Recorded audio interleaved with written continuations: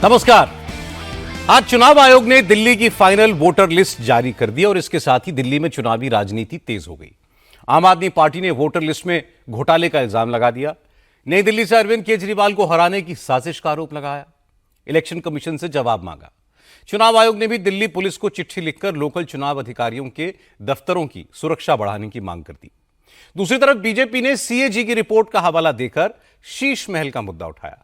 केजरीवाल से पूछा कि आखिर 7 करोड़ का एस्टीमेट 33 करोड़ रुपए कैसे बन गया, बिना काम पूरा हुए करोड़ों का पेमेंट कैसे हो गया, मुख्यमंत्री आवास में सिल्क के कारपेट की क्या जरूरत थी, लाखों के पर्दे क्यों लगवाए गए।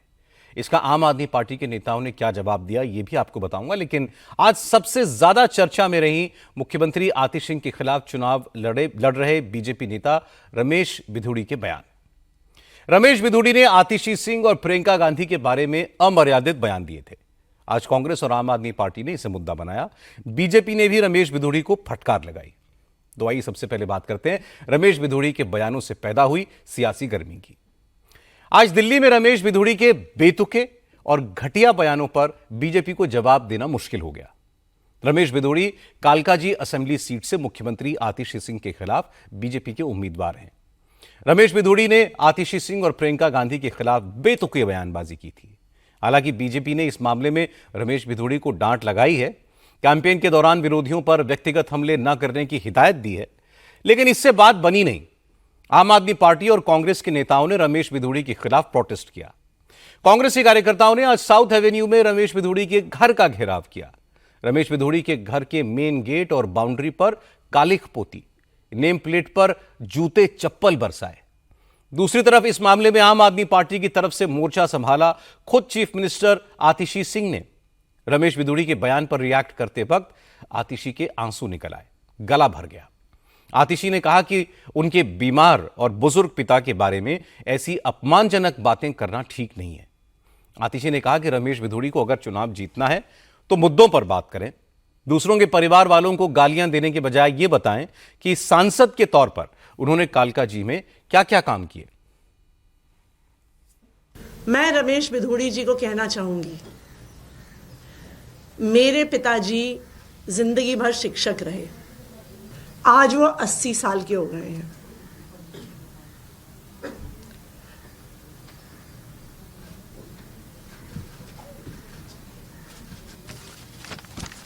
वो इतने बीमार रहते हैं कि बिना सहारे के चल नहीं पाते हैं।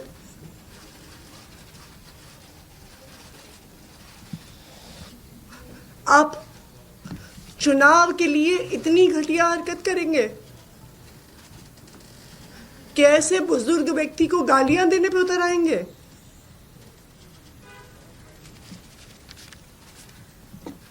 इस देश की राजनीति इतने घटिया स्तर पर गिर सकती है, मैं कभी सोच नहीं सकती थी। रमेश बिधूड़ी जी खुद दक्षिणी दिल्ली से 10 साल सांसद रहे। वो बताए ना कालकाजी के लोगों को कि उन्होंने इस इलाके के लोगों के लिए क्या किया। वो दिखाए ना कि जो उनका 10 साल का काम था वो मेरे 5 साल के विधायक के काम से बहुत बेहतर था। अपने काम पर वोट मांगे, मेरे बुजुर्ग पिताजी को गालियां देके वोट मांग रहे हैं वो। ये बहुत दुख की बात है। असल में कल रमेश बिधूड़ी कल पब्लिक मीटिंग के दौरान कुछ ज्यादा ही बोल गए। उन्होंने केजरीवाल को बौना, दुर्योधन, संजय सिंह को ब्लैकिया कह दिया था। इसके बाद उन्होंने आतिशी के खिलाफ पर्सनल कमेंट किया। रमेश बिधूड़ी ने क्या कहा था कल, यह आपको सुना देते हैं। अरे ये मार्लिना, ये तो सिंह बन गई भैया, चेहरा ही नाम बदल दिया। केजरीवाल ने बच्चों की कसम खाई थी, भ्रष्टाचारी कांग्रेस के साथ नहीं जाऊंगा। मार्लिना ने बाप बदल दिया, पहले मार्लिना थी अब सिंह हो गई। ये इनका चरित्र है। यही मार्लिना के पिता और मां अफजल गुरु जो पार्लियामेंट का दोषी था, जिन्होंने भारत के वीर नौजवानों को सुरक्षा में प्रहरी, देश के जवानों को हत्या करने के उग्रवादी दोषी अफजल गुरु के फांसी की माफी के लिए याचिका दी थी, तो मार्लिना की मां ने दी थी, मार्लिना के पिता ने दी थी। इसको जवाब देना है नहीं देना है, मैं पूछना चाहता हूं भाइयों बहनों। इससे पहले एक और पब्लिक मीटिंग में विधोड़ी ने प्रियंका गांधी का नाम लेकर कमेंट किया था। विधोड़ी ने कहा कि वो कालका जी की सड़कें प्रियंका गांधी के गालों की तरह बना देंगे। लालू ने कहा था बिहार में कि बिहार की सड़कों को मैं हेमा मालिनी जी के गालों जैसे बना दूंगा। लालू ने झूठ बोला था, नहीं बना पाया, लेकिन मैं आपको विश्वास दिलाता हूं, जैसे ओखले की सड़कें हमने बना दिए, संगम बिहार की सड़कें बना दिए, इसी प्रकार से कालका जी भी सुधार कैंप के सामने वाली, बराबर वाली, अंदर वाली सारी की सारी सड़कें प्रियंका गांधी के गाल जैसे जरूर बना देंगे। प्रियंका गांधी के बारे में अपने कमेंट पर तो रमेश विधोड़ी ने खेद जता दिया था, लेकिन आतिशी पर दिए बयान पर वो कुछ भी बोलने से बचते रहे। इंडिया टीवी के संवाददाता शोएब ने जब उनसे उनके बयान को लेकर सवाल किया तो वही लाइनें विधोड़ी ने कहीं जो आतिशी ने कुछ देर पहले प्रेस कॉन्फ्रेंस में कही थी। विधोड़ी ने कहा कि चुनाव काम के आधार पर लड़ना चाहिए। आतिशी को यह बताना चाहिए कि कालका जी के लिए पिछले 5 साल में उन्होंने क्या किया। जब उनसे पूछा गया कि क्या वो अपने बयान के लिए माफी मांगेंगे तो विधोड़ी नो कमेंट्स कहकर चलते बने। चुनाव जब प्रचार होता है तो चुनाव में उनके पास कहने के लिए कुछ नहीं है।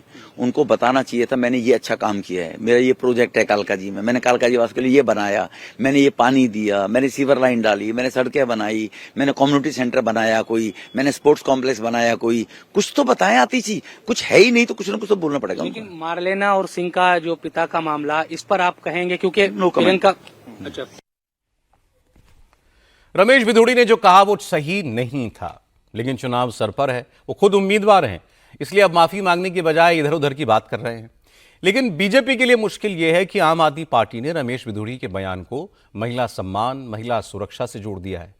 संजय सिंह ने कहा कि बीजेपी गाली गलौज करने वालों को इनाम देती है, इसलिए पार्लियामेंट में गाली गलौज करने वाले रमेश विधोड़ी को अब दिल्ली के चुनाव में टिकट दे दिया गया। संजय सिंह ने कहा कि अब दिल्ली के लोग यह तय करें कि उन्हें गालीबाज चीफ मिनिस्टर चाहिए या महिलाओं के लिए काम करने वाले अरविंद केजरीवाल। मोदी जी यही सिखाते हो आप, भाजपा वाले यही ट्रेनिंग देते हो आप। मैं समझता हूं भारतीय जनता पार्टी इस देश की सबसे बड़ी गुंडों और गालीबाजों की पार्टी है। भारतीय जनता पार्टी के आका जो हैं वो बहुत खुश हैं। वो कह रहे हैं हमारी पार्टी में तो ऐसा ही नेता होना चाहिए, यही सबसे सुयोग्य, अच्छा और बेहतरीन आदमी है। ये भारतीय जनता पार्टी की सोच है, ये मोदी जी की और बीजेपी के आका नेताओं की सोच है। और अब यह तय हो चुका है कि भारतीय जनता पार्टी का असली चेहरा, मुख्यमंत्री का असली चेहरा बीजेपी का रमेश विधोड़ी है। दिल्ली की जनता को तय करना है, माताओं बहनों को तय करना है कि आपको अरविंद केजरीवाल चाहिए या महिलाओं को गाली देने वाला रमेश विधोड़ी मुख्यमंत्री के तौर पे चाहिए। ये दिल्ली की जनता को अब तय करना है। संजय सिंह ने कांग्रेस के नेताओं पर भी निशाना लगाया। उन्होंने संदीप दीक्षित और अजय माकन का नाम लेकर के कहा कि ये दोनों बीजेपी के साथ मिले हुए हैं, इसलिए रमेश विधोड़ी के बयान पर खामोश हैं। हालांकि थोड़ी देर बाद ही संदीप दीक्षित का रिएक्शन आ गया। संदीप दीक्षित ने रमेश विधोड़ी के बयान की निंदा तो की, लेकिन यह भी कह दिया कि अरविंद केजरीवाल खुद ही इस तरह की हरकतें करते रहे हैं। केजरीवाल ने सोनिया गांधी और शीला दीक्षित का कई बार अपमान किया था। संदीप दीक्षित ने कहा कि केजरीवाल ने जो बोया है अब वही काट रहे हैं। सवाल तो भारतीय जनता पार्टी से पड़ता है कि जो व्यक्ति पहले भी अपशब्दों का इस्तेमाल कर चुका है, जिसकी भाषा पे कोई संयम नहीं है, वो आप उसको एक कैंडिडेट बनाते हो, वो भी एक महत्वपूर्ण सीट से। और स्वाभाविक है जैसे ही उस आदमी को मौका मिलेगा वो इस तरह की टिप्पणियां करेगा। उन्होंने प्रियंका जी के बारे में बहुत अभद्र शब्दों का इस्तेमाल किया, शाम को मुख्यमंत्री जी के बारे में इस तरीके की भाषा की, ये निंदनीय। मुझे नहीं लगता इन चीजों पे केवल एक माफी से बनता है। मैं तो आशा करूंगा कि पार्टी में कोई न कोई इस पर एक्शन लेगा। लेकिन मैं आम आदमी पार्टी से भी एक बात कहना चाहता हूं। आपको याद होगा 10-12 साल बाद आप सार्वजनिक रूप से तमाम नेताओं के बारे में बहुत भद्दी टिप्पणियां किया करते थे। तो आम आदमी पार्टी को याद होना चाहिए कि जब आप कभी इस तरीके के काम करते हैं कि आप राजनीति को ही और सार्वजनिक व्यवहार को अगर आप गिरा दें तो ये दूर चढ़ के इसके बहुत खराब परिणाम होते हैं। संदीप दीक्षित का मुकाबला अरविंद केजरीवाल से है, इसलिए उनके निशाने पर केजरीवाल थे। लेकिन कालकाजी सीट पर रमेश बिधूड़ी और आतिशी सिंह के खिलाफ कांग्रेस ने अलका लांबा को मैदान में उतारा है। इसलिए आज अलका लांबा भी बोली। अलका लांबा ने कहा कि बिधूड़ी की भाषा सभ्य लोगों की भाषा नहीं है। दिल्ली में चुनाव में महिलाएं इसका जवाब देंगी। इतना लो वो चले गए हैं कि भाषा का संयम, अभी तो चुनाव शुरू भी नहीं हुआ है, अभी तो उनको उम्मीदवार बनाया ही है और पहले ही 2 दिन में, पहले ही 2 उनकी जनसभाओं में जो इस तरह की भाषा, पहले प्रियंका जी पर अटैक सीधा किया, उसके बाद जो है अब दिल्ली की महिला मुख्यमंत्री को लेकर जिस तरह की निचले स्तर की भाषा बोल रहे हैं, मुझे बिल्कुल नहीं लगता कि कालका जी के लोग इस तरह के उम्मीदवार को कभी भी स्वीकार करेंगे और अपना जनप्रतिनिधि बनाएंगे। मुझे लगता है रमेश बिधूड़ी जी चुनाव लड़ने से पहले ही हार चुके हैं। इस तरह की भाषा का किसी भी तरह, चाहे वो कांग्रेस की नेता हो, आम आदमी पार्टी, चाहे भाजपा की हो, कल रमेश बिधूड़ी जी हो सकता है कि भाजपा की अपनी ही किसी महिला, जो क्योंकि उनको बहुत सी महिलाएं भाजपा के अंदर ही नाराज हो चुकी हैं। बिधूड़ी के बयान से बीजेपी बैकफुट पर है। दिल्ली बीजेपी के अध्यक्ष वीरेंद्र सचदेवा ने रमेश बिधूड़ी को नसीहत दी। कहा कि बिधूड़ी हो या बीजेपी का कोई और नेता हो, उन्हें इस किस्म के बयानों से बचना चाहिए। ये रमेश जी ने अपनी जो भी उनका था उस पर खेद व्यक्त किया है और मुझे लगता है इस विषय को ज्यादा तूल नहीं देना चाहिए। लेकिन मैंने फिर भी, ये मेरी एडवाइस है सभी कार्यकर्ताओं से कि राजनीतिक क्षेत्र में जो हम लोग काम कर रहे हैं, किसी भी क्षेत्र में काम करने वाली माताओं बहनों के लिए, मातृशक्ति के लिए, हमें बात करते समय संयम रखना चाहिए। बेतुके बयानों के मामले में रमेश बिधूड़ी सीरियल ऑफेंडर है। उनकी वजह से बीजेपी को पहले भी एम्बैरेसमेंट हुई है और उन्होंने एक बार फिर अपनी पार्टी को मुसीबत में डाला है। चूंकि चुनाव का मौका है, इसलिए आम आदमी पार्टी के नेता इस मौके का पूरा फायदा उठाएंगे। इस बीच आज चुनाव आयोग ने दिल्ली की फाइनल वोटर लिस्ट जारी कर दी। इस बार दिल्ली के इलेक्शन में 1,55,24,858 मतदाता हैं। इनमें 2,08,000 से ज्यादा फर्स्ट टाइम वोटर हैं।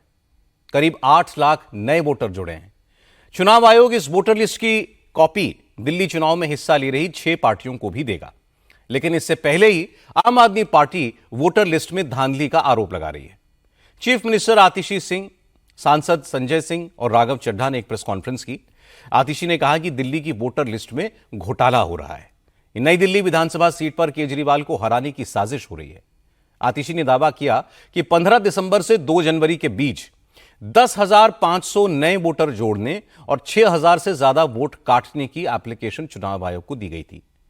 आतिशी ने कहा कि जिन लोगों के नाम से वोट कटवाने की एप्लीकेशन डाली गई, उन्होंने इस तरह की कोई एप्लीकेशन देने से ही इनकार कर दिया।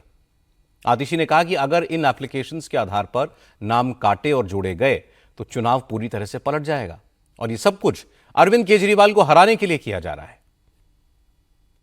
नई दिल्ली विधानसभा में एक बहुत बड़े स्तर पर एक वोटर स्कैम देश के सामने आया है। वोटर समरी रिवीजन के बाद अचानक से नई दिल्ली विधानसभा में हजारों एप्लीकेशन वोटर डिलीशन की आ जाती हैं, हजारों एप्लीकेशन नए वोटर जोड़ने की आ गई। 1 लाख वोटर और उसमें 10,000 अगर हम नए वोटर जोड़ दें तो ये जो नए वोटर जुड़े हैं ये तो पूरे चुनाव को उलट पलट कर देंगे। 29 नवंबर और 15 दिसंबर के बीच में ये 10,000 लोग कहां से आ गए? 10% वोट को जोड़ना, 5.5% वोट को काटना, इतने में पूरे इलेक्शन में हेर फेर करने की साजिश। 4,283 एप्लीकेशन मात्र 84 लोगों ने डाली। अब कौन है ये लोग जो इतने सारे लोगों के वोट कटवा रहे हैं? इस स्कैम का एक्सपोजे ये है कि जब इन ऑब्जेक्टर्स को बुलाया गया तो जो सारे ऑब्जेक्टर्स हियरिंग के लिए आए उन्होंने हाथ खड़े कर दिए कि हमने कोई एप्लीकेशन नहीं फाइल करी। बहुत बड़े स्तर पर वोटर लिस्ट को मैनिपुलेट करने का नई दिल्ली विधानसभा में स्कैम चल रहा है, घोटाला चल रहा है। इसके बाद आतिशी ने चीफ इलेक्शन कमिश्नर को चिट्ठी लिखकर शिकायत की। इलेक्शन कमीशन से मिलने का वक्त मांगा। आतिशी ने इस चिट्ठी में मांग की कि इन एप्लीकेशंस पर एक्शन लेने से पहले चुनाव आयोग वोटर्स का फिजिकल वेरिफिकेशन करे। चुनाव आयोग ये तय करे कि इस प्रोसेस में पॉलिटिकल पार्टीज के रिप्रेजेंटेटिव शामिल किए जाएं। राघव चड्ढा का दावा है कि उन्होंने चुनाव आयोग के अफसरों से मिलकर उन्हें गड़बड़ी के सबूत भी दिए, एप्लीकेशंस को वेरीफाई करने की मांग की, लेकिन उनकी मांग खारिज कर दी गई। जब ये सारी चीजें हमारे मद्देनजर आई तो हमने जो आरओ है नई दिल्ली विधानसभा क्षेत्र के, उनसे बैठक करी और उन्हें कहा कि प्रथम दृष्टि ऐसा लगता है कि जितने भी ये ऑब्जेक्टर्स हैं जिनके द्वारा वोट काटने के आवेदन दिए जा रहे हैं, ये सब फर्जी हैं। इनके नामों की चोरी, इनकी आइडेंटिटी की चोरी कर कर, इनके नामों का गलत प्रयोग कर कर लोगों के वोट काटने के आवेदन पत्र दिए जा रहे हैं।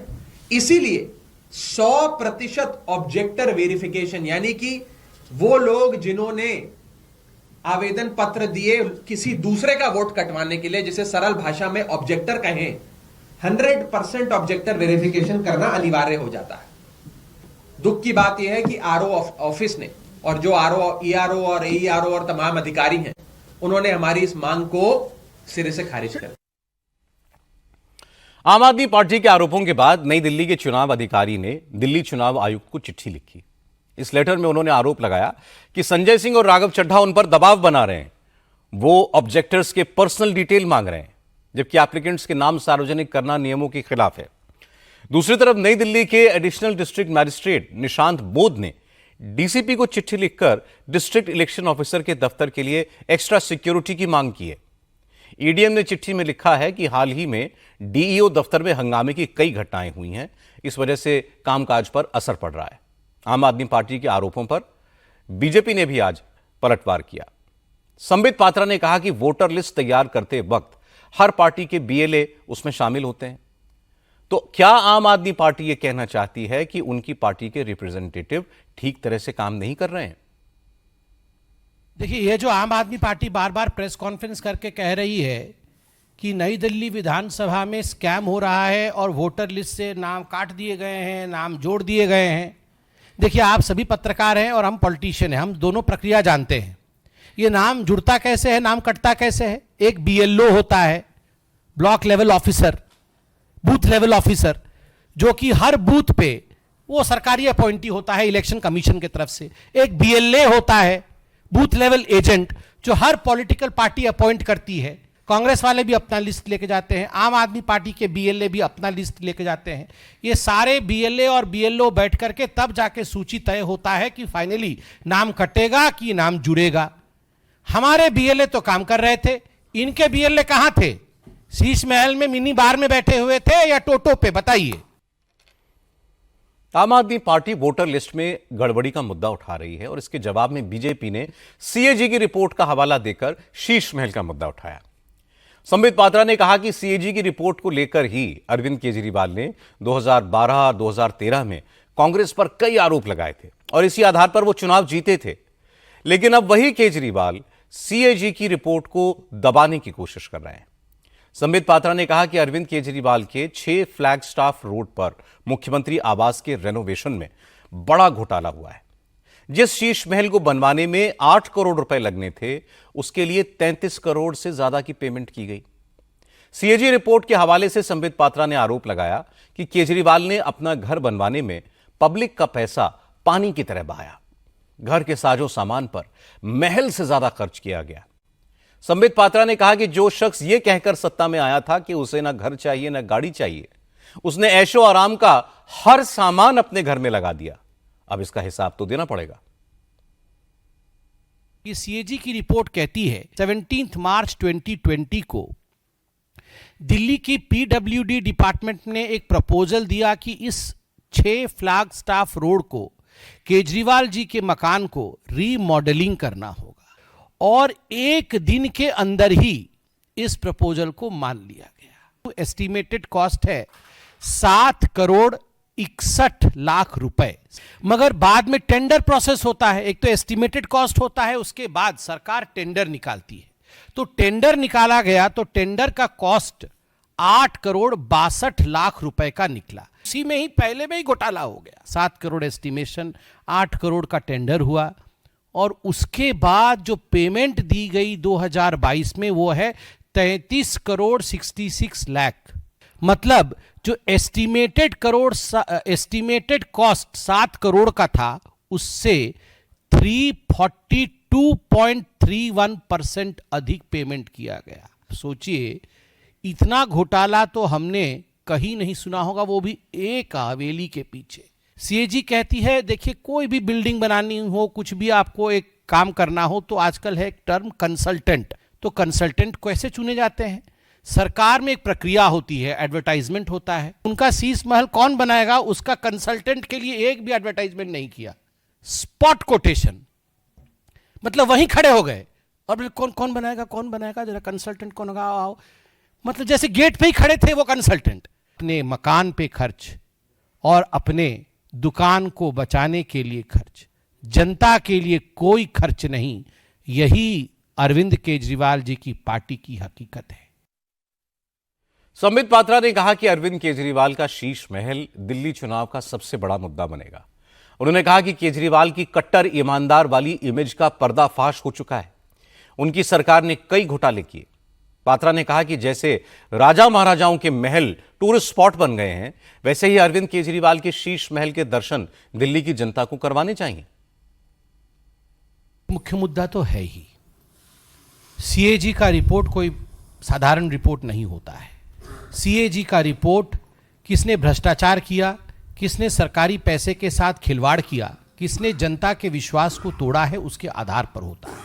और सबसे बड़ा विषय है कि ये वो लोग हैं जो सीएजी के रिपोर्ट के आधार पर जो सरकार पे आए थे, जिन्होंने इसी प्रकार के रिपोर्ट को कोट करके इन्होंने अपना सरकार बनाया था। आज सीएजी की रिपोर्ट किस प्रकार से अरविंद केजरीवाल वह व्यक्ति है जो एक टूटे वैगनार में आते थे, जिनके सारे लोग ऑटो रिक्शा में आके कहते थे कि हमारे पास कुछ नहीं है, हम केवल देश के लिए काम करने के लिए मंत्री बन रहे हैं, और इस प्रकार का शीश महल बनाया, उसमें घोटाला किया, एक्साइज घोटाला किया, जेल में गए। तो स्वाभाविक रूप से यह एक मुख्य मुद्दा है और दिल्ली की जनता है भाई, ये सब समझती है, सब जानती है।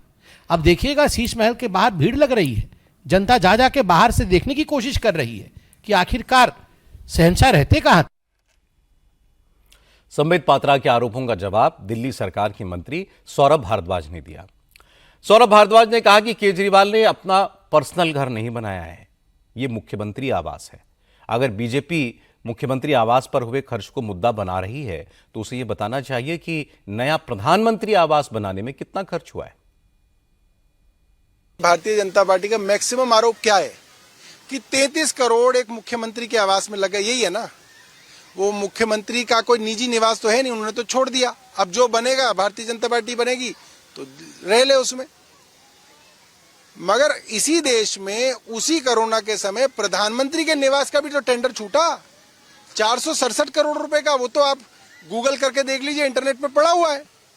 और उसके बारे में बताया जा रहा है कि 2700 करोड़ रुपए उसमें खर्च हुए हैं। तो वो दस्तावेज जो है वो प्रधानमंत्री कार्यालय दे दे पब्लिक के अंदर। और अगर आप ये कहते हैं कि साहब बहुत आलीशान बना है, तो 33 करोड़ वाला आलीशान बना होगा या 2700 करोड़ रुपए वाला आलीशान बना होगा, ये तो जनता समझती है। आप दोनों ही निवास स्थानों को खोल दीजिए जनता के लिए, मीडिया के लिए। हम भी होके आएंगे आपके साथ, दिखाएंगे कि कौन सा अच्छा है कौन सा बुरा है, उस हिसाब से ही इलेक्शन हो जाने दीजिए। सौरभ भारद्वाज के इस आरोप पर दिल्ली बीजेपी अध्यक्ष वीरेंद्र सचदेवा ने कहा कि प्रधानमंत्री का आवास राष्ट्रीय संपत्ति है। राजीव गांधी के बाद के सारे प्रधानमंत्री इसी आवास में रहे हैं, लेकिन अरविंद केजरीवाल ये बताएं कि उनसे पहले दिल्ली का कौन सा मुख्यमंत्री शीश महल बनवाकर रह रहा है। प्रधानमंत्री आवास हो या प्रधानमंत्री कार्यालय, वो राष्ट्रीय संपत्ति है, नेशनल प्रॉपर्टी है। और राजीव गांधी से लेकर सारे प्रधानमंत्री उसी निवास में रहे हैं। कोई भी प्रधानमंत्री ऐसा नहीं है जो इस निवास के बाहर रहा हो। लेकिन अरविंद केजरीवाल बताएं, इस बंगले में क्या सुषमा स्वराज रही थी, मदन लाल खुराना रहे थे, साहिब सिंह वर्मा रहे थे, शीला दीक्षित रही थी? कोई नहीं रहा था। सबका एक डेजिग्नेटेड बंगला होता था, वहां जाकर रुकते थे। लेकिन ये अरविंद केजरीवाल, ये दिल मांगे मोर, इसको तो बड़ा मोर चाहिए। और मैं बता रहा हूँ, दिल्ली की जनता इसकी झाड़ू से इसको मोर बनाएगी जो इसने ये भ्रष्टाचारी शीश महल बनाया। इसके बाद कांग्रेस के नेता संदीप दीक्षित ने भी केजरीवाल को निशाने पर लिया। संदीप दीक्षित ने कहा कि आम आदमी की तरह रहने के दावे करने वाला अगर अपने लिए करोड़ों का बंगला बनवाएगा तो जनता तो सवाल पूछेगी और केजरीवाल को जवाब भी देना ही पड़ेगा कि 8 करोड़ का है या उसको 34 करोड़ का कैसे हो गया। हिंदुस्तान के इतिहास में शायद एक ही ये टेंडर होगा कि 4 गुना बढ़ गया और किसी ने सवाल नहीं उठाया। ये स्वाभाविक है, इसमें महाभ्रष्टाचार हुआ है और 2 तरीके का भ्रष्टाचार हुआ है। एक तो पैसे का भ्रष्टाचार, 8 करोड़ की सैंक्शन में 34 करोड़ कैसे निकल जाता है। यहाँ बहुत से लोग हैं, इस इलाके में भी होंगे, सरकारी ठेकेदार भी होंगे। सरकार 2 रुपए ज्यादा नहीं देती जब तक ऊपर से कोई सैंक्शन ना हो। अगर 3 रुपए का बिस्कुट खरीदना है तो सरकार 3 रुपया 10 पैसे भी नहीं देगी आपको। कहां से ये 4 गुना पैसा खर्च हो गया भैया बताओ। 90 लाख के पर्दे, अरे 90 लाख में तो 10 गरीबों के घर बन जाते हैं। तभी तो यह हाल है यहाँ के गलियों का और सड़कों का। अगर वो 24 करोड़ रुपया वहाँ की जगह इस गांव में लग गया होता तो कम से कम यहाँ की 10-15 हजार आबादी को एक स्वर्ग मिल गया होता। लेकिन जब नेता जो है अपने आप को महाराजा समझने लगे, सत्ता से सिर्फ सुख भोग करने लगे और इस तरह की आलीशान अय्याशी की इमारतें बनाने लगे, तो आप समझिए कि ये एक तरीके से पैसे का भ्रष्टाचार भी है और एक नैतिक भ्रष्टाचार भी है। सीएजी की रिपोर्ट अभी सार्वजनिक नहीं हुई है, लेकिन बीजेपी के नेताओं ने सीएजी रिपोर्ट को लेकर जो खुलासे किए हैं उन पर अरविंद केजरीवाल को जवाब देना मुश्किल होगा। इसमें सिर्फ मुख्यमंत्री आवास के रेनोवेशन के नाम पर हुए ये अनाप शनाप खर्चों का जिक्र नहीं है, बल्कि विज्ञापन पर किए खर्चों का भी जिक्र है। हालांकि आज अरविंद केजरीवाल ने इन तमाम आरोपों पर कोई जवाब नहीं दिया, लेकिन ट्विटर पर एक बार फिर लिखा कि मुख्यमंत्री आतिशी को गिरफ्तार किया जा सकता है। मनीष सिसोदिया के घर सीबीआई की रेड हो सकती है। आम आदमी पार्टी के कुछ और नेताओं के घरों पर भी छापे डाले जा सकते हैं। आज पटना में भी सियासी माहौल खूब गर्म रहा। पिछले 5 दिनों से पटना के गांधी मैदान में आमरण अनशन पर बैठे जन सुराज के संस्थापक प्रशांत किशोर को आज पुलिस ने गिरफ्तार कर लिया। बाद में उन्हें कोर्ट में पेश किया गया। कोर्ट ने उन्हें सशर्त जमानत दी, लेकिन प्रशांत किशोर ने शर्तें मानने से इनकार कर दिया गया। इसके बाद उन्हें जेल भेजा गया, लेकिन अंधेरा होते होते कोर्ट ने जमानत की शर्तें हटा लीं और प्रशांत किशोर जेल से बाहर आ गए। पुलिस की गिरफ्तारी से छूटने के बाद प्रशांत किशोर ने कहा कि न्याय की जीत हुई है, छात्रों के संघर्ष की जीत हुई है। उनका अनशन अब भी जारी रहेगा। अब वो कहां धरने पर बैठेंगे, आंदोलन का स्वरूप क्या होगा, इसका ऐलान वो कल सुबह करेंगे। कोर्ट ने हम लोगों की बातों का संज्ञान लेते हुए अनकंडीशनल बेल दिया है, पुलिस पर टिप्पणी करी है और एक तरीके से हम लोगों की उस बात को वैलिडेट किया है कि गांधी मैदान में बैठकर शांतिपूर्ण सत्याग्रह किसी कानून का उल्लंघन नहीं है। मेरा अनशन जारी था, जारी है और आगे जारी रहेगा। आज पुलिस के तमाम प्रयासों के बाद भी मैंने पूरा दिन सिर्फ पानी पर ही बिताया है और मैं ये अनशन वापस नहीं ले रहा हूं।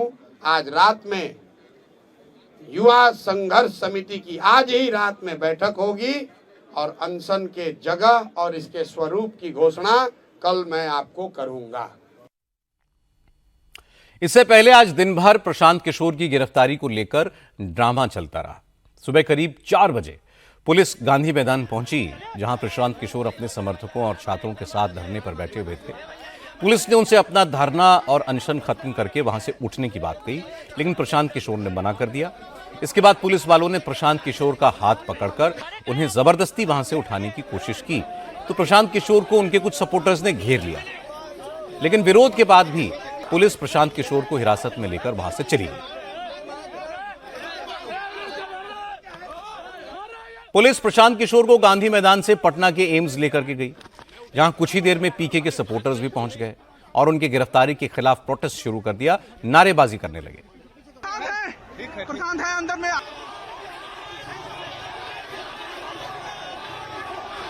सड़क जाम कर दिया है, प्रशासन इस वक्त एम्बुलेंस के अंदर में है। पुलिस प्रशासन लोगों को रोक रही है। पटना एम्स में पुलिस प्रशांत किशोर का मेडिकल करवाना चाहती थी, लेकिन जब एम्स में उनका मेडिकल नहीं हो पाया तो फिर उन्हें पटना सिटी के बाहर फतुआ के कम्युनिटी हेल्थ सेंटर ले जाया गया। वहां उनका चेकअप हुआ और मेडिकल सर्टिफिकेट लेने की कोशिश की गई, लेकिन प्रशांत किशोर ने इसके लिए अपनी कॉन्सेंट नहीं दी। इसके बाद पुलिस उन्हें लेकर सीधे कोर्ट पहुंची। कोर्ट ने प्रशांत किशोर को जमानत तो दे दी, लेकिन यह शर्त भी रखी कि वो आगे ऐसे किसी भी धरना प्रदर्शन या अनशन में हिस्सा नहीं लेंगे। प्रशांत किशोर ने यह शर्त मानने से इनकार कर दिया और कहा कि उन्हें जेल जाना मंजूर है, लेकिन अनशन खत्म नहीं करेंगे। छात्रों के लिए उनका संघर्ष जारी रहेगा। कोर्ट में उन्होंने मुझे बेल दी है, लेकिन उस बेल में एक बात लिखी हुई है कि आप फिर से ऐसा कोई गलत काम नहीं करेंगे। शब्द मेरे दूसरे हैं, लेकिन उसका मोटिव यही है। इसलिए मैंने उस बेल को रिजेक्ट कर दिया है। मैंने जेल जाना स्वीकार किया है। इसलिए स्वीकार किया है कि फंडामेंटल जो लड़ाई है कि अगर बिहार में युवाओं को, महिलाओं पर लाठी चलाना जायज है और उसके खिलाफ आवाज उठाना क्राइम है, तो हम उस जुर्म को स्वीकार करते हैं और जेल जाने के लिए तैयार हैं। जिस बिहार में गांधी ने सत्याग्रह की शुरुआत की, उस बिहार में सत्याग्रह करना अगर गुनाह है तो हमें वो गुनाह करना मंजूर है। तो इसलिए मैं अब जेल जाना मैंने स्वीकार किया है। और दूसरी बात, मेरा जो अनशन 5 दिन से चल रहा है उसमें कोई परिवर्तन नहीं होगा। मैं पिछले 5 दिन से सिर्फ पानी पर हूँ और आगे भी जब तक सरकार इसका रास्ता नहीं निकालेगी, जेल में भी मैं सिर्फ और सिर्फ पानी पर ही रहूंगा। ये बदलने वाला नहीं है। चूंकि प्रशांत किशोर ने बेल बॉन्ड नहीं भरा, इसलिए उन्हें 14 दिनों की जुडिशियल कस्टडी में बेऊर जेल भेज दिया गया। लेकिन इसके बाद इस पूरे एपिसोड में एक नया ट्विस्ट आ गया। पहले तो कोर्ट ने प्रशांत किशोर के वकील से साफ साफ कहा कि प्रशांत किशोर को सशर्त जमानत ही मिलेगी। उन्हें कोर्ट में यह अंडरटेकिंग देनी होगी कि जमानत मिलने के बाद वो किसी भी धरने प्रदर्शन में शामिल नहीं होंगे, और इसके बाद उन्हें बेऊर जेल भेजा गया। लेकिन फिर अचानक पता चला कि कोर्ट ने उन्हें बिना किसी शर्त के ही बेल दे दी है। जैसे ये खबर बेऊर जेल पहुंची और प्रशांत किशोर को थाने लाया गया, जो जेल से कुछ ही दूरी पर है, वहां पर प्रशांत किशोर ने बेल बॉन्ड पर साइन कर दिया और फिर वहां से अपने घर की तरफ निकल गए। हम लोग साथ में हैं सर। बिल्कुल जारी रहेगा, वहाँ जेल में भी जाएंगे। आप पर अकेला हमला नहीं सर, 14 करोड़ लोगों पर हमला, जनतंत्र पर हमला। हम लोग साथ में हैं सर, रामबली सर के साथ में हैं। चिंता नहीं करिए, रुकना नहीं। प्रशांत किशोर सुबह गिरफ्तार हुए, जेल गए और शाम को उन्हें जमानत मिल गई। इस पर तेजस्वी यादव ने कहा कि पटना में पिछले 5 दिनों से जो कुछ भी हो रहा है वो स्क्रिप्टेड है। प्रशांत किशोर उसके एक्टर हैं और डायरेक्टर प्रोड्यूसर कौन हैं सब अच्छी तरह जानते हैं। एक कहानी लिखी गई है, उसमें एक डायरेक्टर हैं, एक प्रोड्यूसर हैं, यानी निर्देशक भी हैं, और उसमें पूरी तरीके से फाइनेंसर भी है, एक्टर भी है, वैनिटी वैन भी है, और कौन ये सब करा रहे हैं, किस वजह से करा रहे हैं, वो हम सब लोग जान रहे हैं। ये क्या मामला है, नहीं मामला है, किसी को छात्रों से लेना देना नहीं है। पूरी तरीके से जो है एक फिल्म दिखाया जा रहा है, एक नैरेटिव जो है वो सेट करने की कोशिश की जा रही है। समझने वाले समझते हैं कि कौन लोग करा रहे हैं, कौन है प्रोड्यूसर और कौन है। बीजेपी की बी टीम है, बीजेपी की बी टीम है, और कौन है। जेडीयू के प्रवक्ता नीरज कुमार ने कहा कि प्रशांत किशोर जो ड्रामा कर रहे हैं उसे पूरा बिहार देख रहा है। वो चाहे लोगों को जितना गुमराह करने की कोशिश करे, लेकिन राजनीति उनके बस की बात नहीं है। अरे बीपीएससी अभ्यर्थियों ने तो आपकी मांग को दरकिनार कर दिया, री एग्जाम में अपीयर हो गए, तो ये राजनीति की नौटंकी किस बात के लिए। कंपनी चलाना अलग काम होता है, राजनीति करना अलग विषय होता है। राजनीति आपके सामर्थ्य के बाहर की चीज है। चूंकि आप वैनिटी वैन में बास करने वाले लोग हैं, ऐशो आराम की जिंदगी वाले लोग हैं, तो ऐसे लोगों को न आम आवाम पसंद करती है और नई पीढ़ी तो जानती है, आपको पहचानती है कि आप केवल राजनीति में चेहरा चमकाना चाहते हैं। बीजेपी के नेता और नीतीश सरकार में मंत्री नितिन नवीन ने कहा कि प्रशांत किशोर पहले तो बड़ी बड़ी डींगे हाँकते थे, नियम कानून का पालन करने की बात कहते थे, लेकिन सियासत चमकाने के लिए खुद कानून का उल्लंघन करके पाबंदी वाली जगह पर वो धरना देने के लिए बैठे। और रही बात बीपीएससी की, तो जितनी बड़ी संख्या में छात्रों ने 2 दिन पहले हुए एग्जाम में हिस्सा लिया है, उससे यह बात साफ है कि यह मुद्दा अब खत्म हो चुका है। कल तो प्रशांत किशोर भी ये बोलते हुए पाया गया कि बीपीएससी से मेरी लड़ाई नहीं है, तो फिर विषय किस बात का है? जब मुद्दे ही खत्म हो गए तो राजनीति क्या पे कीजिएगा? आपका मुद्दा चुनाव में मैदान में आना है तो आइए भाई सीधे, लेकिन आपको मुद्दे नहीं मिल रहे हैं, अब इसके लिए मुद्दे हम खोज खोज के आपको तो देंगे नहीं। और प्रशांत किशोर जी बहुत बड़ी बड़ी बातें करते थे कि मैं ये वो मॉडल करूँगा, मैं कानून को ये से रखता हूँ। तो आज जो कानून के द्वारा बनाए गए जो स्थल है वहाँ पे आप आंदोलन करते, कहाँ कोई दिक्कत है? तो सीधे किसी की गलतफहमी है कि मैं भी सत्याग्रह करके गांधी बन जाऊंगा, तो गांधी बनने के लिए तब करना पड़ता है।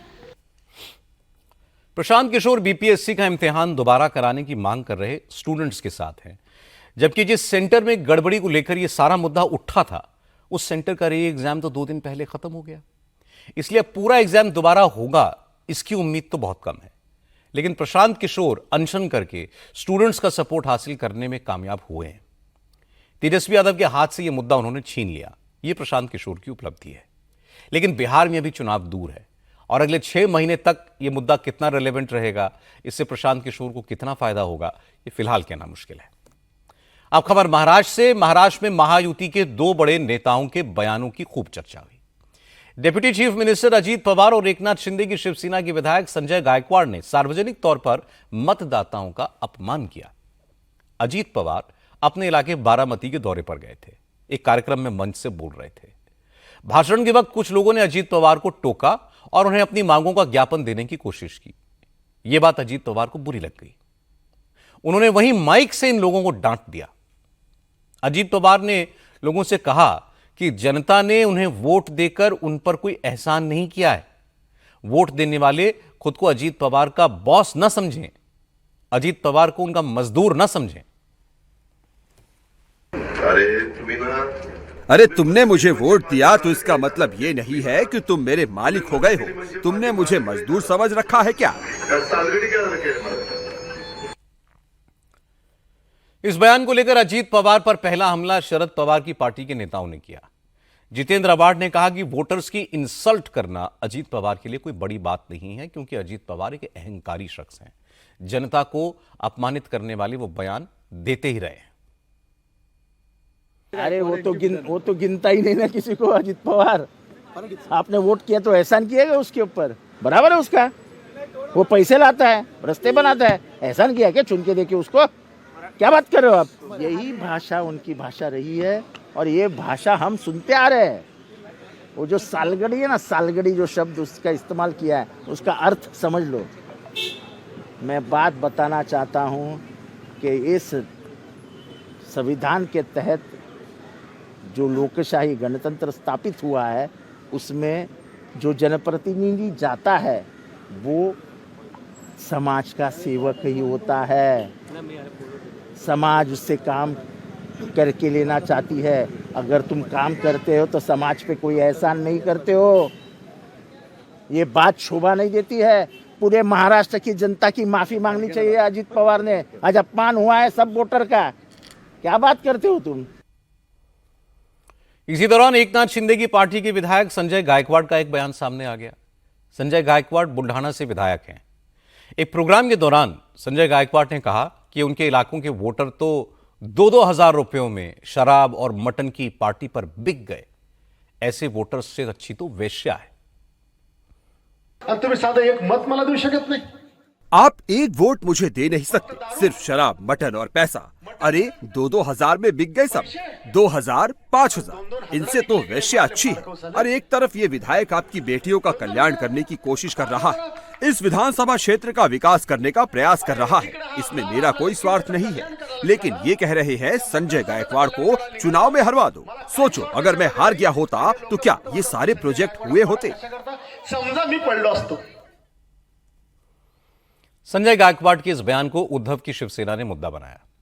संजय राउत ने कहा कि संजय गायकवाड़ ने अपने बयान से सिर्फ वोटर्स का नहीं बल्कि सेक्स वर्कर्स का भी अपमान किया है।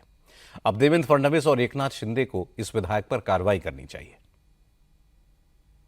विवादित बयान नहीं दिया है, बहुत गंदा बयान दिया है। उसने जो होटर है, होटर को वेश्या कहा है। आपने वेश्याओं का अपमान किया है। मैं इतना ही कहता हूं। आपने लोकतंत्र का नहीं, आपने ये जो सेक्स वर्कर्स है उनका भी अपमान किया है एक तरह से। ये बहुत गलत बात, एक गंदी बात। और मुख्यमंत्री चुप बैठे हैं, उनके नेता एकनाथ शिंदे चुप बैठे हैं। ये लोकतंत्र को रखेल वेशा कहने की भाषा अब शुरू हो गई है, क्योंकि आपने लोकतंत्र को खरीद लिया है, अपने रखेल बनाने की कोशिश चल रही है और वो दिमाग आपका उस दिशा में चल रहा है जो संविधान उसे मान्यता नहीं। क्या कार्रवाई की है इस विधायक के ऊपर? अजीत पवार की पार्टी के नेता छगन भुजबल ने भी अजीत पवार और संजय गायकवाड़ के बयान को गलत बताया। भुजबल ने कहा कि अजीत दादा को ऐसा नहीं कहना चाहिए, क्योंकि लोकतंत्र में जनता मालिक ही होती है। छगन भुजबल ने एकनाथ शिंदे को भी सलाह दी कि वो अपने विधायक पर लगाम लगाएं।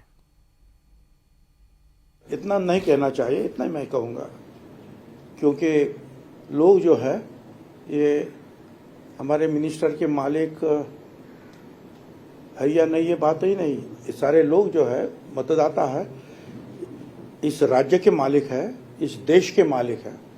बाबा साहब अम्बेडकर ने सबको इस देश के मालिक बनाया है। हमारी क्या बात होती है?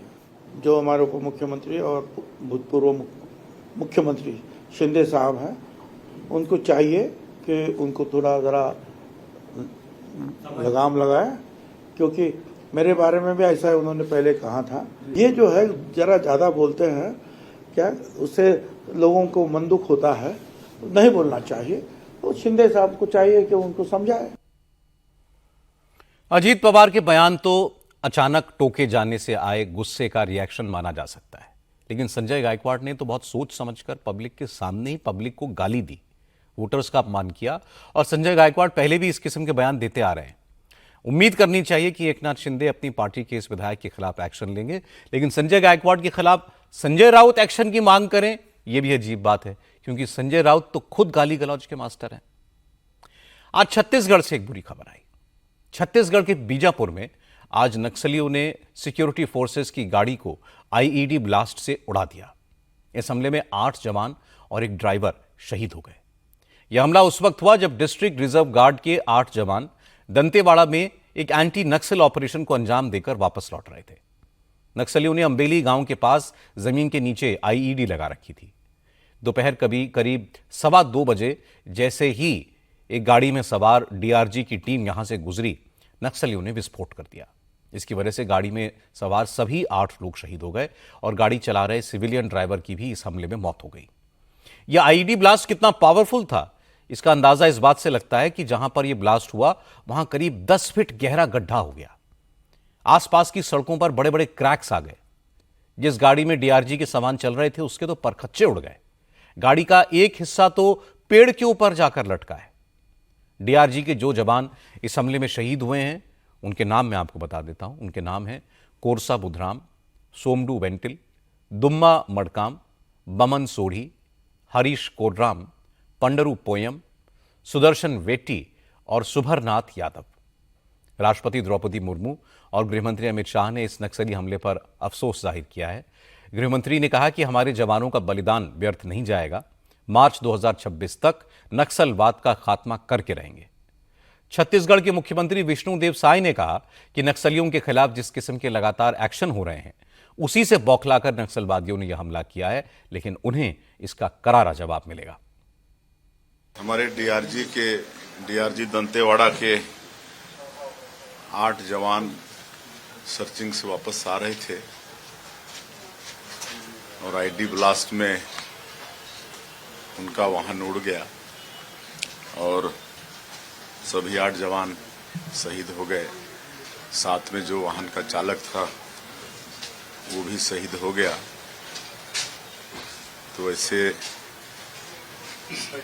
8 जवान और ड्राइवर के शहादत को मैं नमन करता हूं, उनको विनम्र श्रद्धांजलि अर्पित करता हूं और उनका शहादत बेकार नहीं जाएगा। नक्सली लगातार जिस तरह से उनकी पराजय हो रही है उससे बौखलाए हुए हैं और एक कायराना हरकत कर रहे हैं। अंततः छत्तीसगढ़ से नक्सलवाद का खात्मा होगा और यहां शांति की बहाली होगी। पिछले कुछ महीनों में नक्सलियों के खिलाफ सिक्योरिटी फोर्सेस के एक्शन में तेजी आई है। ज्यादातर नक्सली कमांडर मारे जा चुके हैं। कई बड़े कमांडर सरेंडर कर चुके हैं, इसलिए नक्सलवादी हताश हैं और सिक्योरिटी फोर्सेस पर यह हमला इसी हताशा का नतीजा है। पंजाब के खनौरी बॉर्डर पर पिछले 42 दिनों से अनशन पर बैठे किसान नेता जगजीत सिंह डल्लेवाल से आज सुप्रीम कोर्ट की तरफ से गठित हाई पावर्ड कमेटी ने मुलाकात की और उनसे अस्पताल में एडमिट होने की गुजारिश की। जगजीत सिंह डल्लेवाल पिछले साल 26 जनवरी से भूख हड़ताल पर बैठे हुए हैं और किसी भी तरह की सरकारी मेडिकल सुविधा लेने से इनकार कर रहे हैं। सुप्रीम कोर्ट उनकी सेहत को लेकर कई बार चिंता जता चुका है। कोर्ट पंजाब सरकार को बार बार निर्देश दे चुका है कि डल्लेवाल को समझा बुझाकर अस्पताल में एडमिट कराएं, लेकिन डल्लेवाल मानने के लिए तैयार नहीं है। उनका कहना है कि सरकार जब तक उनकी मांगे नहीं मानेगी तब तक वो अपना अनशन खत्म नहीं करेंगे। इसे लेकर सुप्रीम कोर्ट ने पिछले साल ही पंजाब और हरियाणा हाईकोर्ट के रिटायर्ड जज जस्टिस नवाब सिंह की अध्यक्षता में एक कमेटी बनाई थी। आज जस्टिस नवाब सिंह ने जगजीत सिंह डल्लेवाल से मुलाकात की और उनसे कहा कि कोर्ट उनका अनशन खत्म नहीं कराना चाहता, अदालत को उनकी सेहत की चिंता है, इसलिए वो इलाज कराएं, अस्पताल जाएं और वहां भी अपना अनशन जारी रखें। गुरुपुरब वाले दिन लख लख बधाइयां ते असीं तां ਇਹ प्रार्थना करते हैं वाहिगुरु तो कि थोड़ी सेहत ठीक रहे। यही बेनती करना आए हैं, यही अरदास करना आए हैं जी। आप सेहत का ख्याल रखो जी, आपसे यही बेनती है जी। खनौरी बॉर्डर पर किसान नेताओं और डल्लेवाल से मुलाकात के बाद अब सुप्रीम कोर्ट की एक कमेटी कल CACP यानी commission of agricultural cost and prices की बैठक के लिए बुलाया है।